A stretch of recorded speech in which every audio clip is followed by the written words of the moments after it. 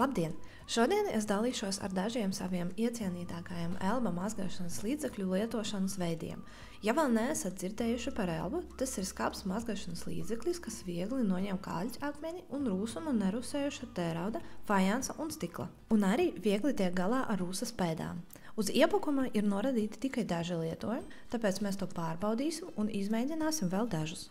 Lai iegūtu papildu informāciju, lūdzu apmeklējiet uzņēmuma tīmekļa vietni Sadzīves LV. Ģeniāla formula palīdz bez piepūles notīrīt netīrumus, saudzīgi apstrādājot virsmas. Sastāvā nav mākslīgo krāsvielu un parabēnu, un man personīgi ir svarīgi, ka produktam nav noturīgas ķīmiskas smaržas, atšķirība no citiem ražotājiem. Arī ir forši, ka iepakojums ir izgatavots no pārstrādātiem materiāliem. Kā izmantot elba produktus? Gandrīz ikvienam mājās ir hromēti krāni. Absolūti katra mājsaimniece zina, ka tos ir grūti tīrīt, un tie gandrīz vienmēr izskatās slikti. Neliels elbas daudzums un sūknis atrisina problēmu dažās sekundēs. Vienkārši uzklējiet ar sūkli un noskalojiet ar ūdenī.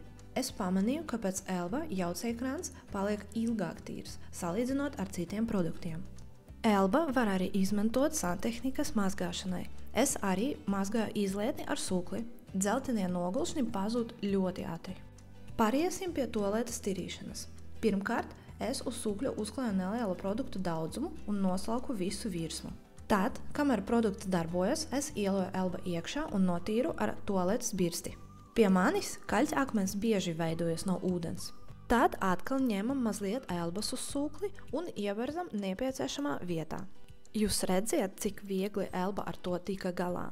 Nedaudz paberzē sūklis un viss. Tad es visu izskaloju ar ūdeni un tualete atkal izskatās kā jauna. Esmu pārliecināta, ka ikvienam uz vannas ir šampūna, ziepju un tā tālāk pēdas. Es arī ieloju elbas produktu, tad es to berzēju ar sūkli, nomazgāju ar ūdeni un voilà, tīrība! Arī laika gaitā nogulsnes parādās uz flīžu savienojumiem. Ja vannas istaba ir gaiša, tad šī ir viena no pirmajām lietām, kas piesaista uzmanību. Un tas uzreiz liek vannas istabai izskatīties netīrai. Elba šajā ziņā dara lielisku darbu. Pēc dažām sekundēm es to nedaudz paberzēju un noskaloju ar tekošu ūdenī. Paskatieties uz rezultātu. Ar elbu mazgāju arī vannas istabas grīdu. To var izmantot dažādos veidos. Vai nu atšķēdēt produktu ar ūdeni un ar to mazgājot grīdu, vai arī, ja netīrumi ir nopietnāki, tad uzliejiet pašu produktu uz grīdas un uzmanīgi noslaukiet katru centimetru.